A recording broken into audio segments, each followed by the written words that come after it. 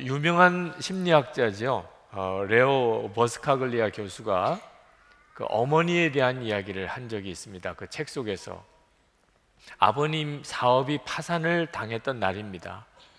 근데 어머님이 그 아버지의 파산 소식을 듣고 그가 금은방에 가서 그렇게 아끼던 보석 목걸이를 팔았습니다. 그리고 그 돈을 가지고 그날 저녁에 파티를 열었습니다. 그 이야기를 들은 주변에 있는 사람들 또 친척들이 그 어머니를 얼마나 비난했는지, 정신없고 생각이 없는 사람이라고, 남편이 파산을 했는데 뭘 하나라도 아껴 써야 될 때 무슨 파티를 하느냐고 하는 비난을 듣고 그 어머니가 한 이야기가 그날이야말로 우리 가족에게 기쁨이 필요한 날이었다고, 그래서 자기가 그렇게 결정했었노라고 그렇게 이야기를 했다는 겁니다. 그 아버지가 그 아내가 하는 일을 보면서 아내가 그 보석보다도 우리 가족들과 자기 자신을 더 소중하게 여기는 것에 대한 마음에 새로운 도전을 받았습니다. 그래서 다시 일어날 수 있는 용기와 결단을 하게 됐다고 하는 이야기를 했습니다. 여러분 중에 지금 굉장히 힘들고 어려운 문제에 부딪혀 있는 분들이 많으실 것입니다. 우리나라 전체가 지금 그런 어려움 중에 있습니다. 그런데 여러분, 그래서 지금이야말로 우리에게 감사잔치가 필요한 때입니다. 이것이 우리에게 감사절을 지키게 하시는 하나님의 계획이기도 합니다. 성경에 보면 하나님께서 신명기 16장 16절 17절에 보면 반드시 3번의 감사절기를 지키라고 명령하셨습니다. 한 번은 6월절입니다. 이스라엘 백성들이 애굽에서 출애굽한 날을 기념하는 6월절, 구원의 감사절이죠. 두 번째는 첫 열매를 수확하고 하나님께 드리는 맥주절, 77절, 오순절 절기입니다. 그리고 세 번째는 모든 추수를 다 끝내고 드리는 추수감사절, 수장절 절기입니다. 이 세 절기는 반드시 하나님께 힘을 다하여 감사하여 지키라고 하나님이 말씀하셨습니다. 그러니까 이 감사절 절기에 대한 아이디어는 우리에게서 나온 것이 아니고 하나님에게서부터 나온 것입니다. 그것을 지금 우리 현대 교회는 고난주간과 부활절, 구원의 절기를 지키고, 그리고 맥주감사주의를 지키고 추수감사주의를 지키는 것입니다.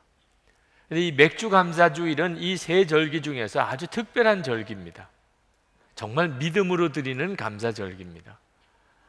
왜냐하면 이 첫 열매를 거둘 때는 항상 풍족한 때가 아니기 때문입니다. 그리고 첫 열매는 농사를 지어보신 분들은 아시겠지만 사실 아주 초라하고 볼품이 없는 열매들이 대부분 첫 열매들입니다. 자, 그와 같을 때 하나님 앞에 감사드린다는 생각은 거의 하지 못하고 지나가게 되는 때입니다. 그러나 하나님께서 반드시 기억하고 첫 열매 수확으로 인한 감사절을 지키라. 그래서 오늘 우리가 7월 첫째 주에 정해놓고 맥주 감사주의를 이렇게 지키는 것입니다. 이 첫 열매는 상징적인 의미가 매우 강합니다. 하나님이 첫 열매 감사를 지키라는 것은 모든 열매가 이 첫 열매 속에 들어있다는 의미가 있기 때문입니다. 그리고 믿음이 있어야 지킬 수 있는 절기입니다. 하나님께서 우리에게 맥주 감사주의를 지키라고 하는 것은 우리에게 풍성한 추수 감사절을 주시고자 하시는 뜻이 있기 때문입니다. 그래서 잠언 3장 9절 10절에 보면 이렇게 말씀했습니다. 내 재물과 내 소산물의 처음 익은 열매로 여호와를 공경하라. 그리하면 내 창고가 가득히 차고 내 즙틀에 새 포도즙이 넘치리라. 하나님 앞에 첫 열매를 드려야 된다는 믿음이 분명한 사람이어야 하나님께서 풍성한 추수감사를 주실 수 있다는 것입니다. 여러분, 부모가 자녀들을 볼 때 그 감사하지 못하는 것 때문에 늘 안타까움이 있습니다. 왜냐하면 부모 눈에 보기에는 자녀들이 감사할 이유가 너무나 많다고 보이는 거죠. 자녀들은 대부분 그렇지가 않습니다. 자녀들은 항상 불평과 원망이 많습니다. 부모가 보는 눈하고 자녀들이 보는 눈이 너무나 다르죠. 근데 부모가 자녀들이 불평과 원망이 많은 것이 굉장히 위험하다는 것을 본능적으로 느낍니다. 저렇게 감사할 줄 모르고 늘 불평하면 안 되는데, 복된 삶을 살 수 없는데, 그게 하나님의 마음입니다. 하나님이 우리를 보실 때 꼭 그와 같으신 겁니다. 감사할 제목이 너무 많은데 왜 저렇게 불평하고 원망만 할까? 이스라엘 백성들이 광야 40년을 지날 때 그들은 광야 생활이 참으로 힘들었을 것입니다.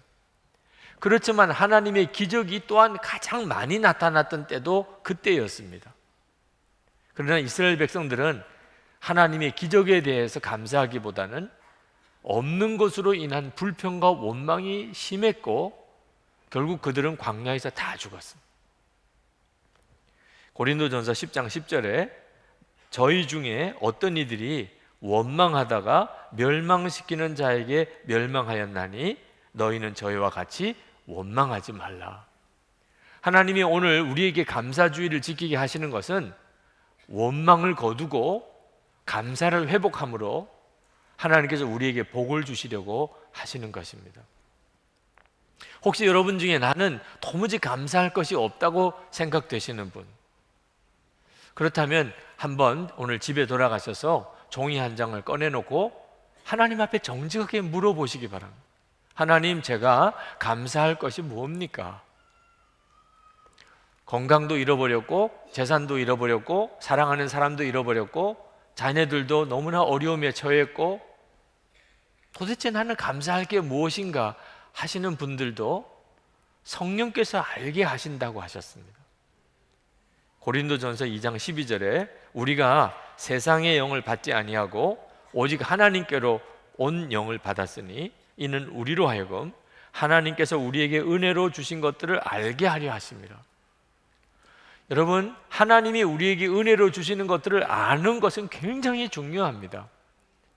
그러면 어떤 형편에서도 우리는 감사하는 자가 되고 그 감사는 우리의 인생을 완전히 뒤바꿔놓습니다. 한 번은 수능 시험을 볼 때 우리의 자녀들이 그 학부모 기도회를 모이는 중에 갑자기 성령께서 제 마음속에 그런 지시를 하시는 것을 느꼈습니다. 그 부모님들에게, 기도를 하시는 부모님들에게 오늘 시험을 끝나고 나오는 아이들을 만날 준비를 하십시오. 여러분들이 지금 감사 편지를 쓰십시오. 그 아이들에게 줄 감사 편지를. 하나님께서 저에게 그런 마음을 주신 것은 대부분 부모님들이 시험을 보고 나오는 아이들을 만날 때 제일 먼저 물어보는 것이 시험 잘 봤냐, 시험 잘 봤냐. 그때 자녀들이 가장 마음이 힘들어진다는 겁니다. 엄마는, 아빠는 나에게는 관심이 없고 내 점수에만 관심이 있나 봐. 시험이 끝나고 난 다음에 항상 부모는요, 너 몇 점인 것 같아. 그때 아이들은 마음이 무너집니다. 그리고 좌절하기도 하고 빗나가게 돼요. 부모의 마음에 그 아이로 인한 감사보다는 항상 점수에 대한 관심을 갖는 것은 그것은 자녀들에게 있어서 말할 수 없는 상처를 준다는 것을 깨닫게 하셨어요. 그래서 수능 기도회에 모이신 학부모들에게 오늘 자녀를 만날 때 제일 먼저 할 이야기예요. 오직 그 말밖에는 할 것이 없는 것이 너무 고맙다. 시험을 잘 맞춰주어서 너무 감사하다. 그리고 그 감사한 제목을 한번 정리해서 써보라. 말로 하면 실수할 수도 있으니까 감사할 제목을 써서 자녀들에게 주어주라. 시험 끝나고 나온 자녀들이 엄마가 나로 인해서 감사한 이유를 읽어볼 때 그 아이들에게 얼마나 소망이 생기겠나요? 여러분, 하나님께서는 오늘 이 시간에 우리에게 우리가 잊어버렸던 감사, 우리가 정말 감사해야 됨에도 불구하고 오히려 그것으로 인해서 염려하고 불평하던 것들에 대해서 하나님이 완전히 바꾸시기를 원하십니다. 그때 우리의 인생이 바뀌게 되는 것입니다. 저는 늘 이렇게 감사절 설교를 할 때만 되면 감사의 증인을 한 사람씩 꼭 여러분에게 소개를 했습니다. 오늘도 여러분에게 감사의 증인 한 분을 소개하려고 합니다. 요셉교구의 김지혜 집사님, 이 시간 나오셔서 여러분에게 감사의 간증을 해 주시겠습니다.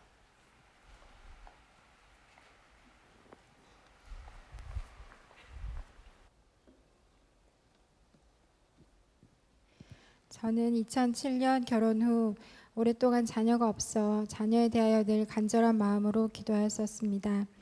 자녀를 갖기 위해 7년 동안 기도하며 기다리고 6개월 회사 휴직과 여러 차례의 시술 등을 받았지만 임신이 되지 않아 낙심된 마음으로 하나님에 대한 신뢰가 흔들릴 때도 있었습니다. 그러던 어느 날 주님은 제게 너는 왜 자녀를 갖기를 원하느냐고 물으셨고 우리의 거룩함을 위해서입니다. 그러나 자녀가 없어도 이미 받은 은혜로 충분합니다. 라는 고백을 드리게 하셨습니다. 이 고백 후 주님께서는 2014년 여름에 생명을 잉태케 하셨고 첫 열매로 딸과 아들 쌍둥이를 허락하셨습니다. 매우 큰 감사와 기쁨이 있었지만 심한 입덧과 빈혈 증세로 몸이 힘들어 많은 고민 끝에 10년간 다니던 회사를 그만두어야 했습니다. 상실감이 있었지만 부모로서의 새로운 삶을 기대하며 지내던 중 임신 8개월에 병원에서 둘째인 아들의 탯줄에서 혈액역류로 성장이 지연되며 사망 위험이 있다는 진단을 받아 갑작스레 입원을 하게 되었습니다.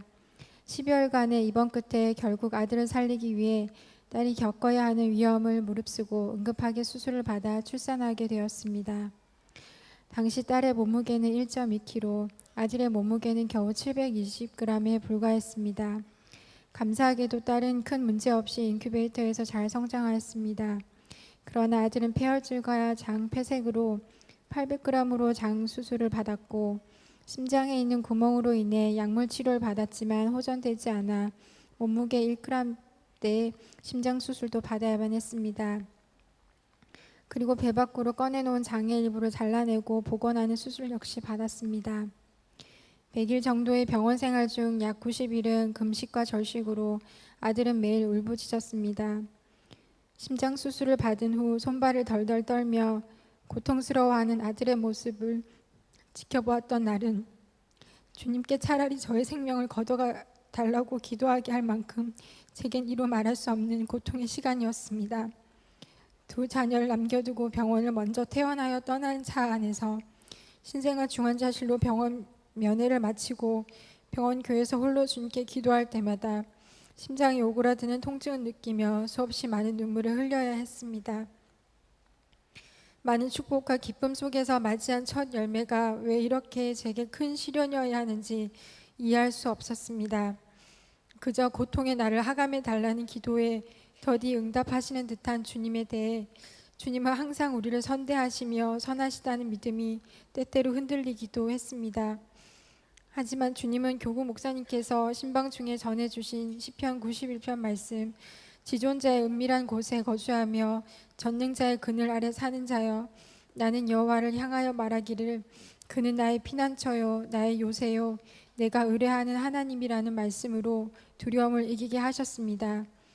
또한 7일째까지 가야 합니다라는 설교 말씀을 통해 여리고성을 돌 때 끝까지 믿음으로 돌아야 했던 것처럼 이 과정에서도 주님은 제게 멈추지 않는 그분께 대한 신뢰를 격려하셨습니다.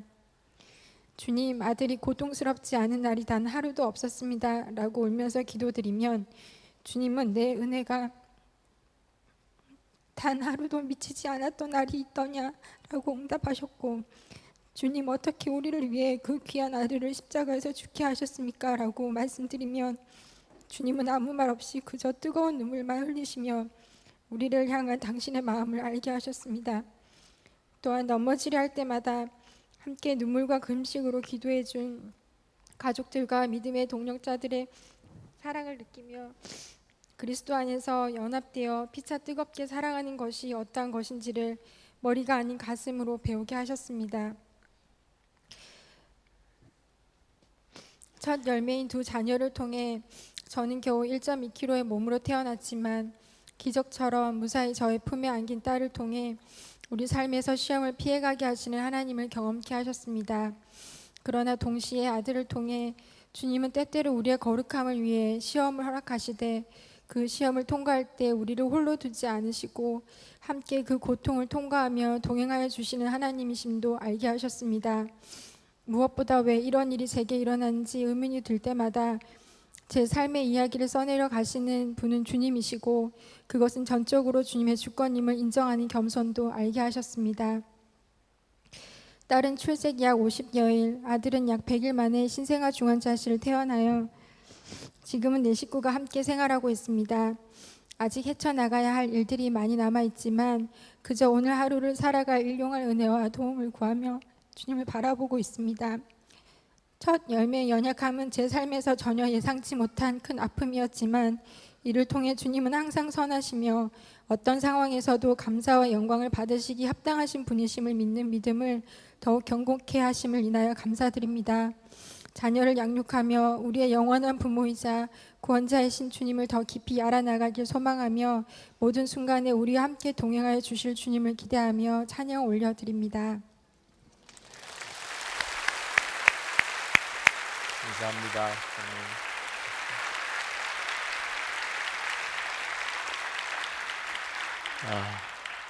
정말 쉽지 않은 일을 겪으면서도 온전한 믿음과 감사로 하나님 앞에 고백하며 또 영광 돌리는 우리 집사님께 깊은 감사를 드립니다.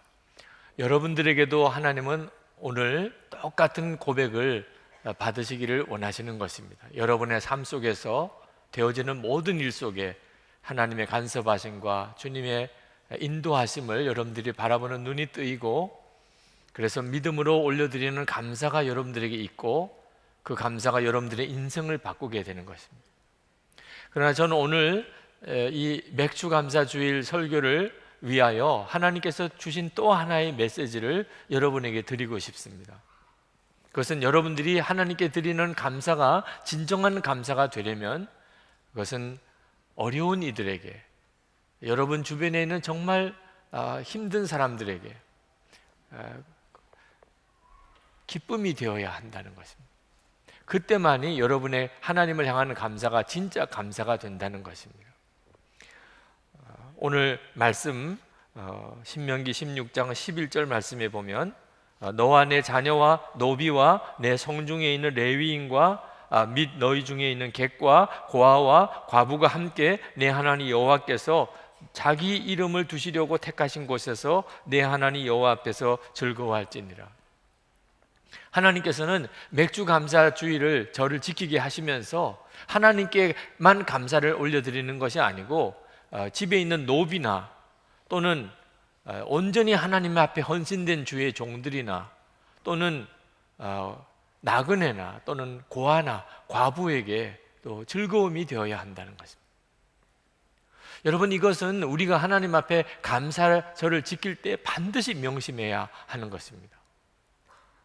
우리의 감사가 진짜 감사가 되려면, 정말 하나님이 역사하시는 감사가 되려면 우리의 감사는 하나님께만 아니고 우리 주변에 있는 정말 외롭고 힘들고 어려운 사람들에게도 즐거움이 되어야 합니다.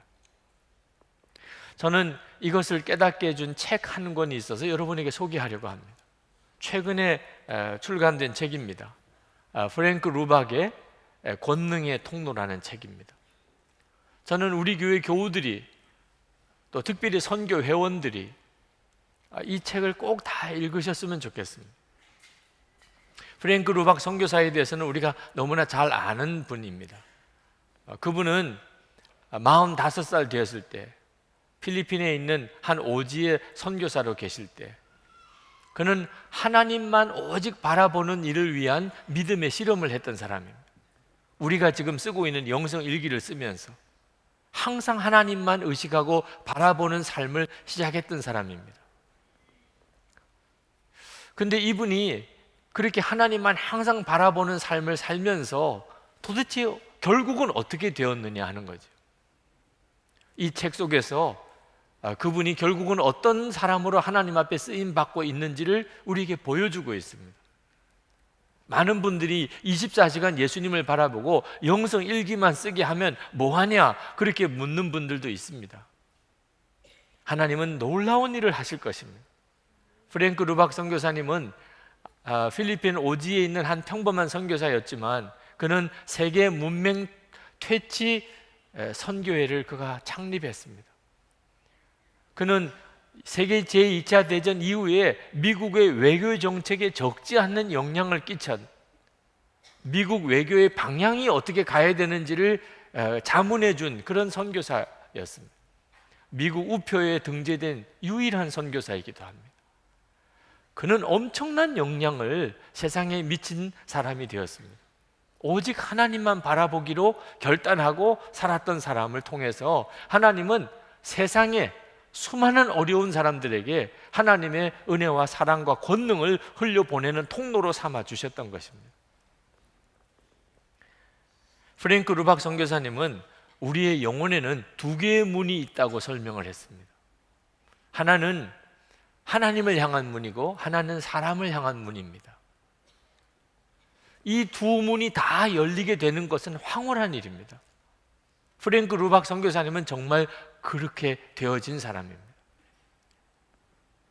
우리가 오늘 맥주감사주의를 지키면서 말씀을 읽어볼 때 하나님은 우리에게 두 문이 다 열리기를 원하신다고 말씀하고 있는 것입니다.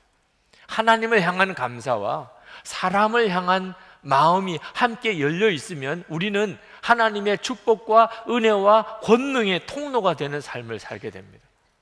여러분, 이것은 정말 놀라운 삶입니다. 많은 그리스도인들이 하나님의 은혜에 대한 갈망을 가지고 있습니다. 그건 하나님을 향한 문에 활짝 열려 있는 거죠. 은혜를 사모하는 마음이 있습니다. 하나님을 만나고 싶은 갈망이 있습니다. 그리고 그런 은혜에 대한 갈망이 응답을 받습니다.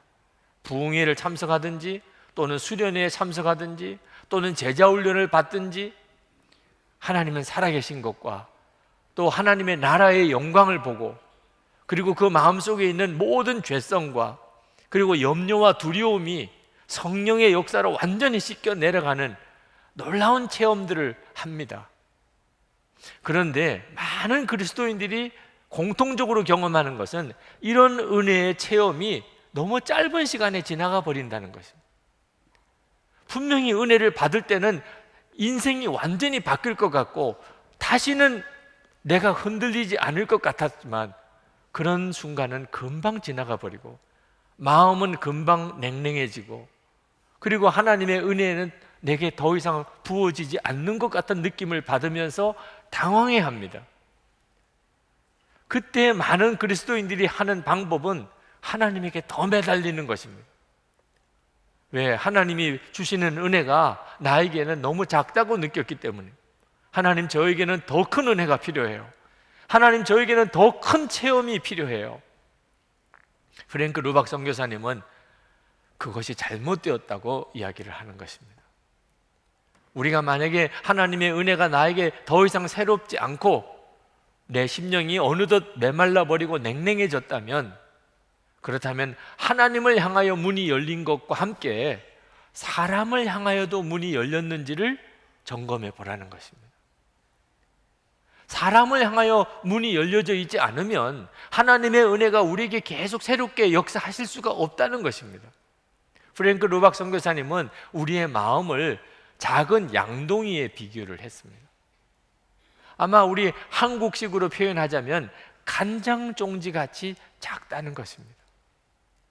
여러분, 우리의 마음이 얼마나 작은 줄 아십니까? 우리는 두 가지 일도 동시에 집중하지를 못합니다. 무엇인가 하나가 우리 마음에 간절해지면 나머지는 보이지도 않습니다. 그 정도로 우리의 마음은 용량이 작습니다. 그런데 이렇게 작은 양동이 같고 간장 종지 같은 우리 마음속에 하나님의 은혜를 계속 담으려고 하니까 마치 폭포수에 조그만 간장 종지 하나 들고 들어가서 폭포수 물을 다 담으려고 하는 것과 똑같은 결과가 나오는 것입니다. 금방 차버립니다. 그리고는 더 이상 부어줘도 하나도 그릇에 담아내지를 못합니다. 많은 그리스도인들이 은혜를 사모하고 또 사모하고 사모하는데도 은혜는 새롭지 않고 어느 순간에는 은혜가 다 메말라 버린 것처럼 느껴지는 이유가 여기에 있습니다. 하나님을 향하여는 문을 열었는데 사람을 향하여 문이 열려져 있지 않는 것입니다. 여러분, 우리 그릇이, 마음의 그릇이 간장종지같이처럼 작아도 하나님을 향하여 문이 열려 있고 사람을 향하여 문이 열려 있다면 하나님의 은혜는 계속 새롭게 흐르게 됩니다. 우리는 날마다 하나님의 새로운 역사하심과 새로운 은혜를 경험하는 기쁨을 경험하게 됩니다. 그런데 만약에 우리가 사람을 향한 마음의 문이 닫혀져 버려 있다면, 그러면 하나님은 우리에게 더 이상 은혜를 부으실 수가 없습니다. 이것이 맥주 감사 주일에 하나님께서 우리에게 주신 명령입니다. 감사절을 지킬 때 하나님을 향하여 감사절을 지키는 것과 함께 사람을 향하여도 마음이 열려야 한다는 것입니다. 우리가 하나님께 감사를 드릴 때조차도 우리는 얼마나 이기적인지 모릅니다. 우리는 항상 나 자신에게 감사한 것의 범위를 넘어서지를 못합니다. 박노해 시인의 시 감사한 죄라는 시를 한번 소개해 드리고 싶습니다. 제목이 참 의미심장합니다. 감사한 죄입니다. 그 어머니에 대한 이야기, 기도 많이 하시는 어머니에 대한 이야기를 그가 시로 이렇게 읊었습니다. 새벽녘 팔순 어머니가 흐느끼신다. 젊어서 홀몸이 되어 온갖 노동을 하며 5 자녀를 키워낸 장하신 어머니, 눈도 귀도 어두워져 홀로 사는 어머니가 새벽기도 중에 나직이 흐느끼신다. 나는 한평생을 기도로 살아왔느니라. 낯선 서울 땅에 올라와 노점상으로 쫓기고 여자 몸으로 공사판을 뛰어다니면서도 남보다 도와주는 사람이 많았음에 늘 감사하며 기도했느니라. 아비도 없이 가난 속에 연좌제에 묶인 내 새끼들, 환경에 좌절하지 않고 경우 바르게 자라나서 큰아들과 막내는 성직자로 하나님께 바치고 너희 내외는 민주운동가로 나라에 바치고 나는 감사 기도를 바치며 살아왔느니라. 내 나이 80이 넘으니 오늘에야 내 숨은 죄가 보이기 시작하는구나.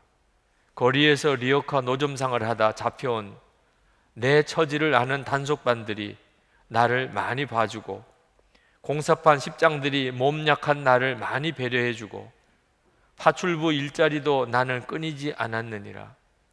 나는 어리석게도 그것에 감사만 하면서 긴 세월을 다 보내고 말았구나. 다른 사람들이 단속반에 끌려가 벌금을 물고 일거리를 못 얻어 힘없이 돌아설 때도 민주화 운동하던 다른 어머니 아들 딸들은 정권 교체가 돼서도 살아 돌아오지 못했어도 사형받고도 몸성이 살아서 돌아온 불쌍하고 장한 내 새끼 하면서 나는 바보처럼 감사기도만 바치고 살아왔구나. 나는 감사한 죄를 짓고 살아왔구나. 새벽녘 팔순 어머니가 흐느끼신다. 묵주를 손에 쥐고 흐느끼신다. 감사한 죄, 감사한 죄. 아, 감사한 죄. 여러분은 이 시를 이해하실 수 있겠습니까? 여러분, 이 시를 쓰게 된 그 박노해 시인과 그 어머니의 심정을 이해할 수 있겠습니까? 우리는 무엇을 감사할 건가를 생각할 때 항상 나 중심입니다. 그리고 무언가 깨달아지면 하나님께 감사를 드립니다. 그러나 그 감사 속에는 함께 기뻐할 사람들이 거의 없습니다. 나는 감사한데 다른 사람들에게는 별로 기쁨이 안 되는 것입니다. 우리의 감사는 거의 대부분 그런 감사들입니다. 감사조차도 이기적인 것이죠. 그러므로 우리가 그렇게 감사주의를 지키면서도 감사의 역사가 안 나타나는 것입니다. 하나님의 계획은 우리가 감사로 다시 일어나는 것입니다. 그러나 우리의 감사를 통하여 수많은 사람들이 하나님의 은혜를 경험하고 이 세상이 변화되어지는 역사가 일어나는 것입니다. 그러므로 여러분의 마음에 은혜가 사라지고 감동도 사라지고 뭔가 새로운 은혜가 전혀 경험되지 않고 있다면 하나님을 향하여도 문이 열려야 하지만 사람의 향한 문이 닫혀져 있지는 않는지를 돌아봐야 됩니다. 미운 사람, 꼴보기 싫은 사람, 상종하기 싫은 사람, 정말 지긋지긋한 사람, 구질구질한 사람, 여러분 속에 그런 사람들에 대한 마음이 닫혀져 있다면 여러분은 하나님이 여러분에게 새로운 은혜를 부으시는 것을 기대하지 말아야 됩니다. 여러분의 마음은 너무 작아서 이미 하나님이 주신 은혜도 제대로 감당하지 못하는 수준입니다. 그러나 사람을 향한 문이 열리기 시작하면, 그러면 하나님의 은혜는, 폭포수 같은 은혜는 여러분을 통하여 수많은 사람들에게 흘러가게 되는 것입니다. 우리나라 속담에 밑 빠진 독에 물 붓기라는 말이 있는데, 저는 이 말씀이 성도들에게는 너무나 놀라운 하나님의 축복의 말씀이라고 생각합니다. 우리는 진짜 밑 빠진 독에 물 붓기가 되어야 됩니다. 하나님의 은혜는 걱정하지 마시기 바랍니다. 아무리 우리 밑이 빠진 그런 독과 같아도 하나님의 은혜는 상상할 수 없이 계속되어집니다. 그러나 밑 빠진 독이 아니게 되면, 그러면 더 이상 하나님의 은혜는 우리에게 더 이상 머물지 못하게 되는 것입니다. 그래서 예수님께서 말씀하셨습니다. 주면 그러면 넘치도록 너가 받을 것이다. 누가복음 3장 38절에, 누가복음 6장 38절에 주라, 그리하면 너에게 줄 것이니 곧 후이되어 누르고 흔들어 넘치도록 하여 너에게 안겨주리라. 여러분이 용서를 받으려고 해도 이 양쪽 문이 다 열려 있어야 되는 거 아십니까? 마태복음 6장 12절 말씀에 우리가 우리에게 죄 지은 자를 사하여 준 것 같이 우리 죄를 사하여 주시옵고, 하나님의 용서가 우리에게 임하려면 우리도 죄 지은 자를 용서해야 그 은혜가 나에게 임하게 되는 것입니다. 여러분이 하나님의 용서를 받으려면 하나님을 향하여도 문이 열려 있어야 되고, 여러분에게 죄를 지은 사람에게도 문이 열려 있어야 됩니다. 여러분, 기도 응답도 두 문이 다 열려야 되는 거 아십니까? 마태복음 7장 7절 8절에 보면 구하라 그리하면 너에게 주실 것이요, 찾으라 그리하면 찾아낼 것이요, 문을 두드리라 그리하면 너에게 열릴 것이니 구하는 이마다 받을 것이요, 찾는 이는 찾아낼 것이요, 두드리는 이에게는 열릴 것입니다. 기도에 엄청난 응답의 약속을 주셨습니다. 그런데 이 말씀은 12절과 연결되어져 있습니다. 그러므로 무엇이든지 남에게 대접을 받고자 하는 대로 너희도 남을 대접하라. 이것이 율법이요 선지자니라. 여러분이 하나님으로부터 응답받고 싶습니까? 그러면 여러분에게 무언가를 요청하는 사람들에게 여러분이 똑같이 응답을 해야 하는 것입니다. 사람을 향하여 여러분도 응답의 문을 열어야 하나님이 여러분의 기도에 응답해 주시는 역사가 여러분에게 계속 일어나게 되는 것입니다. 여러분, 이것은 우리의 구원의 문제와도 밀접하게 연결이 되어 있습니다. 우리가 나중에 하나님 앞에 섰을 때 우리가 하나님의 우편과 좌편으로 갈라지게 됩니다. 심판을 받게 됩니다. 하나님의 우편에 구원받은 자의 반열에 서는 자는 어떤 사람들입니까? 마태복음 25장 40절에 임금이 대답하여 이르시되 내가 진실로 너에게 이르노니 너희가 여기 내 형제 중에 지극히 작은 자 하나에게 한 것이 곧 내게 한 것이니라. 지극히 작은 자 하나에게 한 것이 곧 내게 한 것이니라.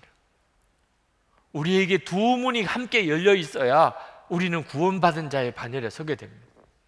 마태복음 25장 45절에 이에 임금이 대답하여 이르시되 내가 진실로 너에게 이르노니 이 지극히 작은 자 하나에게 하지 아니한 것이 곧 내게 하지 아니한 것이니라.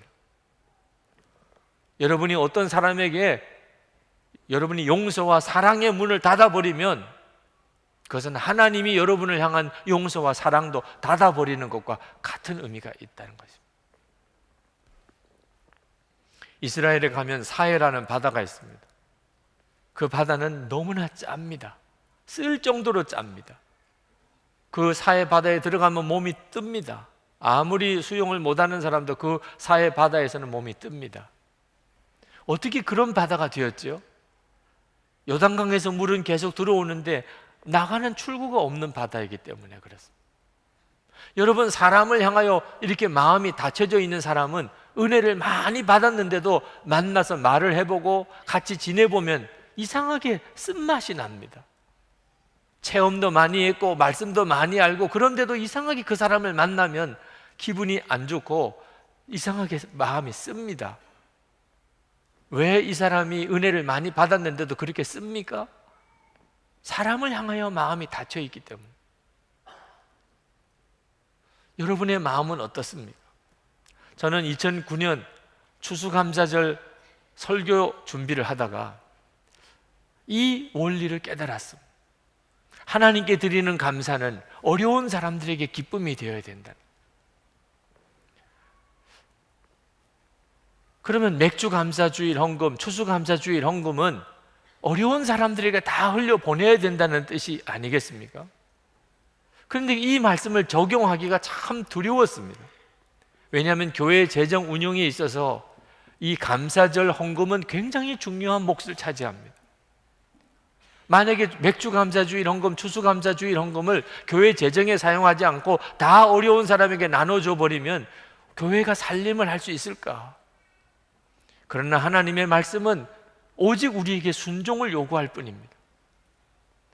그래서 마음에 결심을 했습니다. 우리 교회의 재정의 어려움은 교인들의 헌금의 수입이 적어서 그런 것이 아니고 우리가 하나님의 말씀에 온전히 순종하지 않았기 때문일지도 모른다. 그래서 맥주감사주일 헌금은 교회 분리개척을 위해서 다 드리기로 했습니다. 추수감사절 헌금은 재난을 당한 어려운 사람들을 위한 구제 구호비로 다 지출하기로 결정을 했습니다. 장로님들이 그 일을 믿음으로 받아주셨습니다. 그래서 2009년부터 우리는 맥주감사주일 헌금은 교회 개척비로, 추수감사절 헌금은 재난 구호비로 다 드립니다. 그래서 지난 5년 동안에 우리는 두 교회 분리개척교회를, 그리고 올해도 우리 지방 내에 있는 한 미자리 교회 원로 목사님 은퇴하실 때 그 목사님의 노후를 우리가 도와드리고 그 미자리 교회를 우리가 품어서 분리개척교회 한 교회를 우리가 세웠습니다. 지난 일본 대지진이 일어났을 때, 이번에 네팔 지진이 일어났을 때 우리는 그 다음 주에 바로 구호비를 들고 달려갈 수 있었습니다. 가장 도움이 필요한 절실한 그때 우리가 도울 수 있었습니다. 수많은 도움을 우리가 줄 수 있었습니다. 감사절 헌금을 하나님이 기뻐하는 뜻대로 어려운 사람을 위해서 우리가 드리기로 결단했기 때문에, 그리고 교회 살림은 부족함이 없이 하나님이 계속 채워주셨습니다. 저는 여러분들이 이번 감사주의를 지키면서 분명하게 이 하나님의 축복의 비밀에 눈이 뜨이기를 원하는 것입니다. 우리는 하나님을 향한 감사의 문도 열어야 됩니다. 정말 전심으로 하나님께 감사함으로 그것은 우리의 인생을 바꾸는 놀라운 역사가 일어납니다. 그러나 동일하게 또 우리는 사람을 향한 문도 이 감사주일에 반드시 열어야 됩니다. 혹시 내 삶에 있어서 사람에게 막힌 문은 없는가? 여러분 가족 중에, 여러분 주변에 있는 여러분과 가까이 만나는 사람들 중에 혹시 마음을 닫고 지내지는 않습니까? 그 사람은 뭔가 문제가 많은 사람일 것입니다. 여러분의 마음을 닫았다고 한다면 뭔가 문제가 있으니까 닫았을 것입니다. 그러나 그 사람에게 하나님의 사랑이 필요하고 하나님의 능력과 은혜가 그 사람에게 필요하다는 점은 아마 틀림없으실 것입니다. 우리가 그 사람에게 하나님의 은혜와 사랑과 권능을 흘려보내는 문을 닫아버리면 그건 어떤 사인입니까? 하나님께서 나에게 주시는 은혜와 사랑과 권능도 내가 닫아버리겠다는 뜻입니다. 이처럼 바보 같은 일은 없습니다. 오늘 감사주일에 우리가 하나님 앞에서 성찬을 받습니다. 이 성찬을 받을 때 우리에게 부어주시는 하나님의 은혜의 문을 향하여 우리가 마음을 활짝 열어야 됩니다. 정말 여러분 전심으로 감사하시기 바랍니다. 그리고 우리가 또 한 번 멋있는 새로운 교회를 계속 세워갔으면 좋겠습니다. 그러나 동시에 여러분 사람을 향하여도 닫혀있는 마음을 오늘 열어야 됩니다. 성찬을 받을 때 여러분의 마음에 임하신 주님의 은혜를 진짜 믿는다면 여러분도 정말 구질구질한 어떤 사람의 마음속에 들어갈 결단을 해야 됩니다. 정말 지겹도록 여러분을 힘들게 하는 그 사람에게 여러분은 문을 열어놓을 각오를 해야 됩니다. 그러면 하나님이 역사하십니다. 여러분이 문을 열기만 하면 그 열린 문을 통하여 하나님의 생수의 강이, 은혜의 강이 흘러가게 되는 것입니다. 그 놀라운 은혜의 삶을 살게 되기를 축복합니다. 이제 우리 기도하시고 성찬을 받겠습니다. 여러분, 오늘 감사주의를 우리가 하나님 앞에 지킵니다. 그리고 성찬을 받습니다. 기도할 제목은 하나님을 향하여도 문이 열리고 내가 사람들을 향하여도 문이 활짝 열린 자가 되기를 원합니다. 하나님, 제가 은혜의 통로, 권능의 통로가 되기를 원합니다. 복의 근원이 되는 그런 삶을 주님, 제가 살기를 원합니다. 주님, 저를 써주시옵소서. 통성으로 기도하겠습니다.